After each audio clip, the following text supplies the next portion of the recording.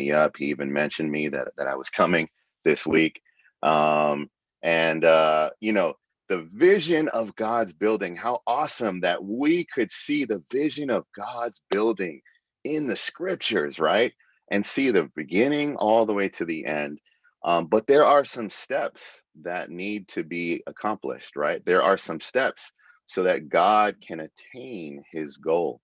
Um, this reminded me of a quote that Denzel Washington once said. I don't know if you know, but he's actually like a motivational speaker. He said, dreams without goals will just remain dreams. And it's so true. It's so true. Looking at these goals without the steps to accomplish them may not be attained, right? So it's so awesome that right from the beginning of the scriptures, we see these two things, these two works of God. The first work is the work of creation. God has done a marvelous work of creation, right? But then we saw that the creation is for God's building. And right from the second chapter of the Bible, God begins to reveal these steps that he is going to attain to accomplish, right, his goal. So we saw, you know, in the creation of man, not to belabor the points, but God made man. And then God, created, well, God made everything first, the garden and everything. Then God made man. Then God brought all of the living creatures in front of Adam for him to see. And Adam named, it's just wild to me that Adam named all these animals, right?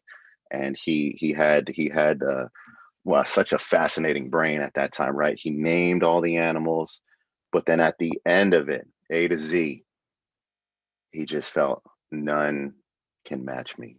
None is my counterpart, right? So then right from the beginning, right there, right, it says in Genesis 2:22 that, Adam was put to sleep and something that came out of his side, the rib was built into the woman. The rib was built into the woman. The rib was built into his counterpart, right? Kind of foreshadowing something we'll talk about a little bit later. But I really appreciated, the awesome presentation of God's creation last week. And Enosh used this word, the linchpin is our spirit, right? Oh man, I was enjoying that. I was really enjoying that God made man with a spirit, a kind of a receptacle, a kind of a vessel to contact and receive. It's a receiver, right? We have these phones, right? The smartphones, iPhones, whatnot. Um, just think about this. Think about, you have so much fun using and utilizing your phone because it has a receiver. It has a Wi-Fi receiver. It was marvelously and gloriously made in Cupertino, right? And then, but it was installed with, I could say, a third part, a Wi-Fi receiver to receive the free Wi-Fi once you access it with the password. And my brothers and sisters, we have similarly been made. We have been made with a receiver, with this Wi-Fi, this divine and mystical Wi-Fi receiver, so that when we input the password, when we call on the Lord's name for that first time, when we pray to receive him, then we get the free Wi-Fi of the divine spirit transmitting into our being nonstop, right? As long as we're pointed to it, as long as we're close to it, then we get the divine and mystical Wi-Fi. How about that, right? So I was just so impressed that the linchpin that starts the first step is that God created man, but God created man with a spirit. So I would like to say we need to learn how to use our spirit. God put man in front of the tree of life and beside the river of water of life. These are the second and third steps here. But if you're taking notes, I want you to just, I'm going to make a statement here, okay? God's chief desire is that we contact him with our spirit. That's his chief desire. So man's spirit, breathed by God, at creation.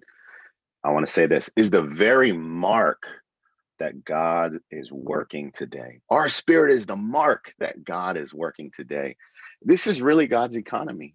And if we miss this mark, then God's economy does not move. God doesn't get what he's after.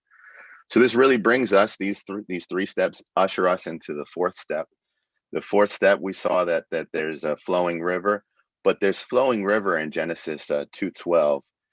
It says, the gold of that land is good. So there's gold, and then there's bdellium, and then onyx stone are there. There's gold, bdellium, and onyx stone. And these are precious materials that eventually God uses for the building. So gold typifies, the source. It's pure. It's God, right? It typifies God. It's a picture of God. It's unchangeable. It's just God. It's God, right? Then there's this bdellium. There's this resinous like sap, like that comes from a tree almost. When a tree is severed, the sap comes out, and then also it's also looked at as pearl.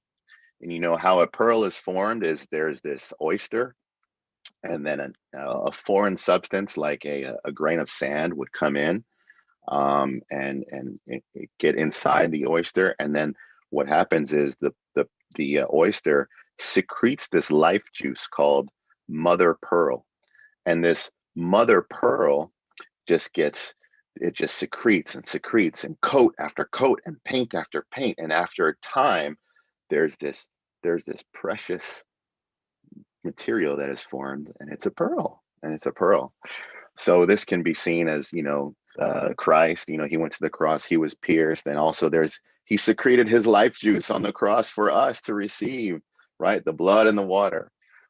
So every day now, as the Spirit transmitting into us this life juice, right? We have this life juice here. And then the stones, how is a precious stone made? It's made with heat and pressure. And through the Spirit today, oh, we're experiencing a lot of heat and pressure in our school life, in our work life, in our family life, in our work from home life, in our school from home life, right? Like so much pressure. But how a piece of coal is worthless, but with a lot of pressure and heat, it's quite valuable as a diamond. So we need to be open to the Lord as the Spirit really applying or using the things in our normal life in addition with the divine life to give us the right intense heat and pressure to produce us as precious stones, right? So God is gaining these precious material for his building. Okay. My brother and sister-in-law, they live 2 doors down, and they're doing a complete like renovation of their house. And it was interesting, seeing all the days and months leading up to it, because the way they did their renovation is, they selected all of the different materials for the renovation from different places. So obviously Amazon, and then there's Home Depot, Floor and Decor, and IKEA. And little by little, there's like packages coming in. And at a certain point before like the time that they were going to renovate, you couldn't like walk into their house without climb over all these raw materials, right, for their building. And it was comical. They were living in this house, and it was kind of it. They were raw materials. They were awesome. It was like the right toilet that they wanted, the right, bathtub, the right floor. But were they happy that they got the raw materials? Of course they were happy, but that wasn't the goal, right? They were happy to have the materials, but they needed these materials to be built together. You get the picture there? What God is seeking today is not just the precious materials for the building. You look around in Christianity, there are wonderful, precious material for God's building. You go anywhere that you could see there's a gem, there's a precious stone here, right? precious materials, but God, he's happy, but he's not, that's not the goal. He wants these materials to get built together, to get built together. And and this is the fifth point. This is the fifth point. The fifth point is that these precious materials would get built together. Um, I want to read a verse here for you. First Kings. I have some verses I'll show you at the end in a slideshow, but just right now. First Kings 6:7. First Kings 6:7. It says, "And the house, when it was being built, was built of finished stone, cut at the quarry, so that neither hammer nor axe nor any iron tool was heard in the house when it was being built." And this is the house of God. Oh, man, this verse is phenomenal. It says that the house, when it was being built at the construction site of the house of God, the temple, you couldn't hear any axe or any hammer because all of the work had been done at the quarry. All of the work had been done off-site. Why am I even mentioning this? Why am I even mentioning? Well, well, in a construction site, usually it's loud. I mean, two doors down for the past few weeks. I mean, I had to, working from home was quite difficult. All the phone calls I've been making. Sorry, my construction. So if you hear anything, right? But just think of it: a big construction site of the temple of God, and you don't hear an axe, you don't hear a hammer, you don't hear the building work, quote, quote. That's because the building work has been done to relate it to us in our personal lives. What the Lord is doing today in our personal life is he's doing some building work. He's shaving off the rugged edges, the sharp edges in our life. So then we do come to meet with believers, we're easily fit with them. We're easily associated with the fellow stones. We can easily fit in, right? That's what the Lord is doing today, so that when we come together, we as these precious stones, as Peter is saying, we could be built up. We as the precious stones could be built up into a spiritual house, right? So in our personal time with the Lord, embrace the times when, maybe we feel a little cut by the Lord. Maybe we feel a little like he's shaving us down. He's sanding us down so that we could be eventually at a certain time just built in without the sound of axe or hammer, right? Um, what I remember, I was in a church service group, uh, and there's this brother that joined the group, and I was just like, "Oh Lord, I could serve in this group with anybody but this brother." there's always there's always that one, right? Whether you're a sister, there's the one, if you're a sister, you're like, this I could serve with anybody but her. If you're a brother, I could serve with anybody, but there's always one. There's always one. And I'm like, Lord, why did that brother have to join the service group? Oh Lord Jesus. I'm like, okay, maybe I should pick another service group, right? No, no, no, no, no. So brother, and there's nothing bad about him. Just something just his demeanor or whatever just got under my skin, and some of these brothers on this call are thinking, "Am I that brother?" No, you're not that brother. Okay. um, so I brought it before the Lord, and what the Lord did was he encouraged me, pray with that brother. And I said, "No, Lord, I could pray for brother. I don't want to pray with that brother." Oh, the Lord said, "Pray with that brother." Finally, I reached out to him, and maybe, honestly, maybe begrudgingly, I did, but I'm so happy that I did. Reached out to him, and oh, my brothers and sisters, I had such a sweet time of prayer with him. And at the end of that, all of the whatever that I was feeling that I didn't really want him to be around me, it just went away. It went away. It got shaved down. It got cut at the quarry, right? And I was just loving. I love that brother still. And that's what the Lord is doing. Sometimes he puts us in these situations We want to escape. We want to leave. But the Lord wants to shave us down and make us fit for the building. This really ushers us into the last point here, which is the sixth step, which is producing a bride.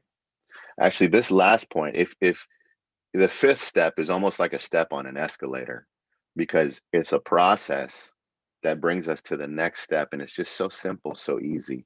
When God really gains a group of people as his church that are being built together, that really becomes and ushers us into the bride, right? So I have some if you can see it, give me a thumbs up. All right, good. So the steps to attain, we have these verses here, showing gold and bdellium, onyx, and then building. God builds in First Corinthians, right? Talking about the church being built upon the foundation of gold, silver, and precious stones. And then the First Peter verse I mentioned, that we are living stones being built up into the spiritual house. In Revelation, we see the holy city, New Jerusalem, right, coming down out of heaven, prepared as a bride adorned for her husband. And then the next set of verses just show that these are the precious material, not in raw form, but in built form in at the end of the Bible. But here's what I wanted to really bring us to. Okay. So right from the beginning, we see that God said, it is not good for man to be alone. I will make him a helper as a counterpart. This really is indicating that God was saying, it's not good for me to be alone. God wanted a counterpart, right? So Ephesians 5, we see, husbands, love your wives, even as Christ also loved the church and gave himself up for her, for her, for her, like the song we sang in the beginning, right? That he might sanctify her, cleansing her by the washing of the water in the word, that he might present the church to himself, glorious, not having spot or wrinkle or any such things, but that she would be holy and without blemish. Brothers and sisters, I love this next verse. Revelation 19:7. Let us rejoice and exult, and let us give the glory to him, for the marriage of the Lamb has come. And what? His wife has made herself ready. His wife has made herself ready.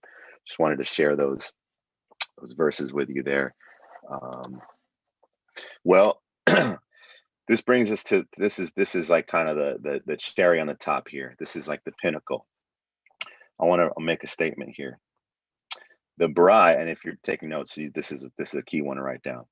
The bride is synonymous with the building. When the bride appears, God's final goal is reached. Everything is for the bride. Everything that he is doing and has done is for the bride. And when we see this, there's a resonation within our being. There's in the beginning of the Bible, we see the raw materials. At the end of the Bible, what we see the building work. We see what God has done. So there's the first two chapters, there's the last two chapters, and then there's everything in between. My brothers and sisters, this is where we are. We're in the in between, right? We have the instruction manual ahead of us, the blueprint with the first two chapters, the picture on the box with the last chapters. But we need to be in the details of the instruction manual. We need to be those who are allowing these 6 steps to happen in our daily life. We need to be those really, like Brother Enosh said, in the linchpin, right? Knowing our spirit, knowing this receiver that could receive the free Wi-Fi, right? The divine Wi-Fi. And what do we receive? We receive the tree and the river. And by receiving the tree and the river in this flow, there are these precious materials that are there. And we could become a precious material for God's building. But then these precious materials should not be gems alone, precious materials alone to be worshipped alone. No, we need to be cut, right, at the quarry. We need to be those who are allowing the Lord and to come into our everyday life life happens, things happen. If we allow the Spirit to really apply that situation, to apply the Spirit to our situation, then we can become those precious stones that are fit for the building. And the more we're built together, the more we're built together, the more we will become the bride.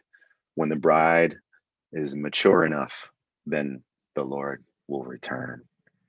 He's just waiting. He's waiting for more precious stones to be associated together and be built together so that the church could really become the builded bride. How awesome. I'm